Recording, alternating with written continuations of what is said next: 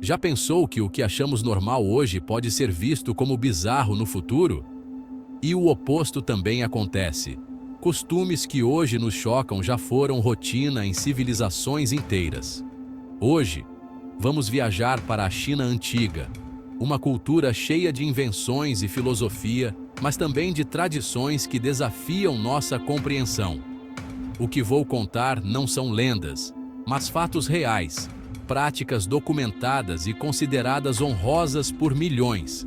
Prepare-se para histórias de beleza que mutilava, justiça que torturava e lealdade que custava a vida.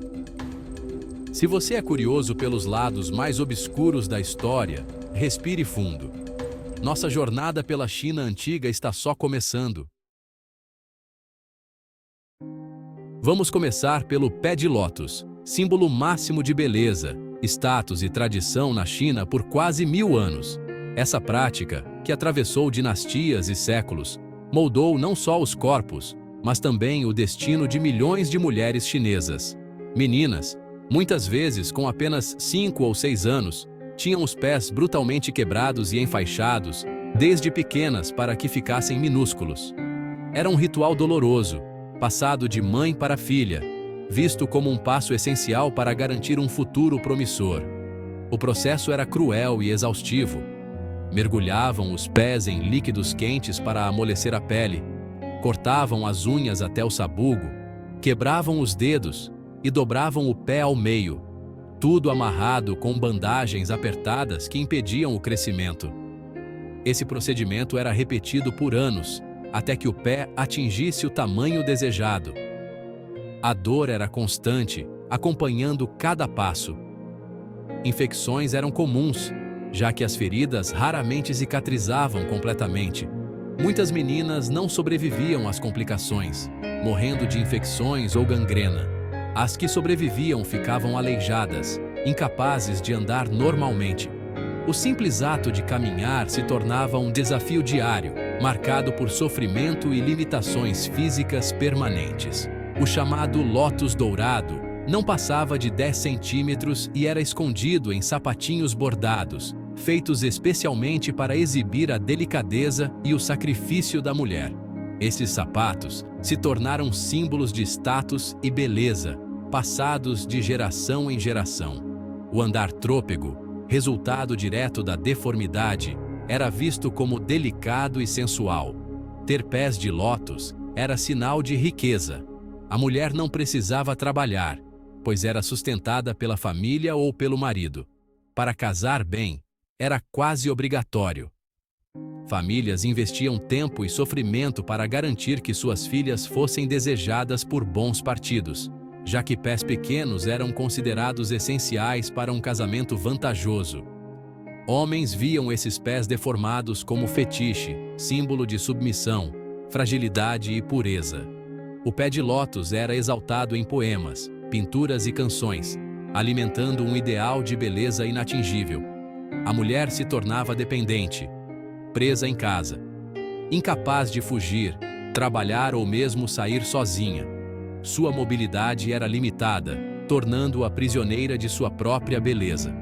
A prática só foi banida oficialmente no século XX, após campanhas de conscientização e pressão internacional, mas persistiu em áreas rurais por décadas, resistindo ao tempo e às mudanças sociais. Por séculos, o corpo feminino foi mutilado em nome de um padrão de beleza cruel e inalcançável que sacrificava saúde e liberdade em troca de aceitação social.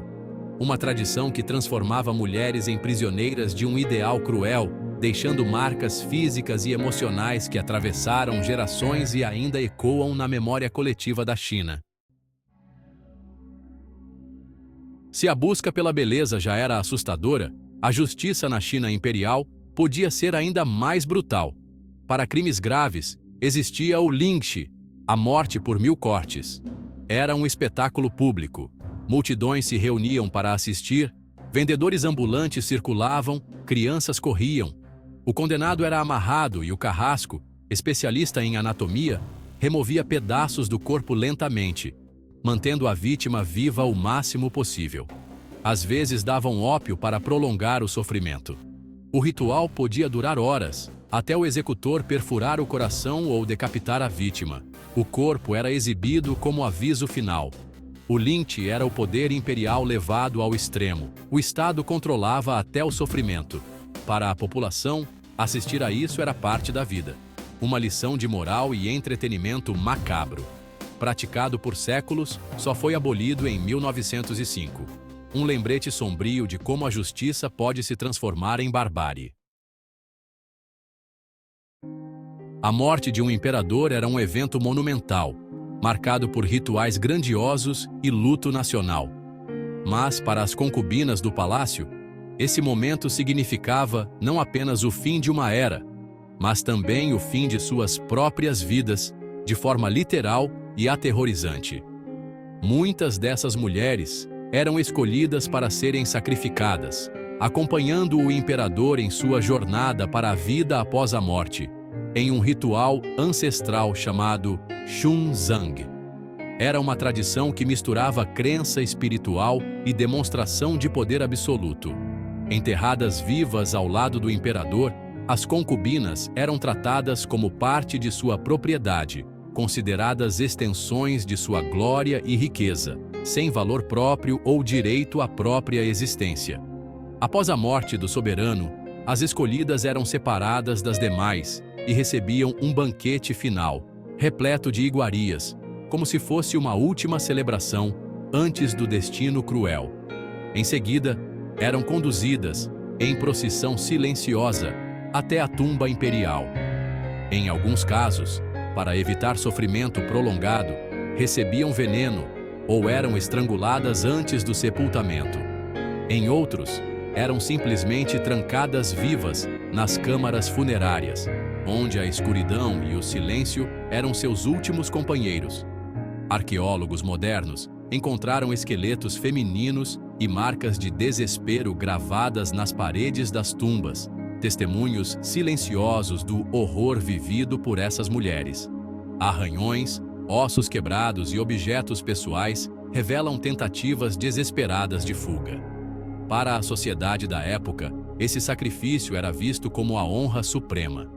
As famílias das mulheres sacrificadas podiam receber recompensas, títulos ou privilégios, como se a morte de suas filhas fosse motivo de orgulho e ascensão social. Era uma demonstração brutal do poder absoluto do imperador, que levava consigo não apenas riquezas, mas também vidas humanas, reafirmando sua autoridade até mesmo na morte. A prática foi especialmente comum durante as dinastias Shang, Zhou e Ming, atravessando séculos de história chinesa. Só foi definitivamente proibida no século XVII, após pressões sociais e mudanças culturais profundas. Mesmo após a proibição, a ideia de que a vida da mulher era apenas um acessório do homem persistiu por muito tempo, refletindo-se em costumes e tradições que demoraram séculos para mudar. O sacrifício dessas mulheres era visto como virtude e lealdade, mas, na verdade, revela o lado mais sombrio do poder e da submissão forçada. A história dessas concubinas é um lembrete doloroso do preço da lealdade cega e da crueldade que pode se esconder sob o manto da tradição e da honra. Agora, um ato de devoção que desafia qualquer lógica moderna. O Gegu, ou canibalismo ritual, não era para saciar fome, mas um sacrifício extremo de filhos para salvar pais doentes. O filho cortava um pedaço da própria carne, cozinhava e servia ao pai ou mãe, acreditando transferir sua força vital. Era visto como o ápice da piedade filial, celebrado em histórias e arte. Quem praticava podia receber honrarias do governo. O corpo não era propriedade individual, mas parte da linhagem familiar. Embora raro, há registros históricos do Gegu, especialmente em tempos de crise. Um gesto de amor extremo, difícil de imaginar hoje, mas exaltado como virtude suprema.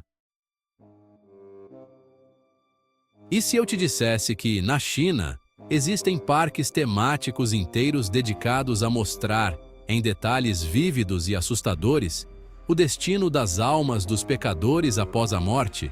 Imagine um lugar onde o terror não é apenas entretenimento, mas uma lição de moral visual, transmitida de geração em geração. Templos, como os famosos 10 Tribunais do Inferno, especialmente na lendária cidade fantasma de Fengdu, exibem dioramas e estátuas incrivelmente realistas das punições do além. Cada tribunal representa um estágio diferente do julgamento das almas, com cenas que vão do inquietante ao absolutamente aterrorizante.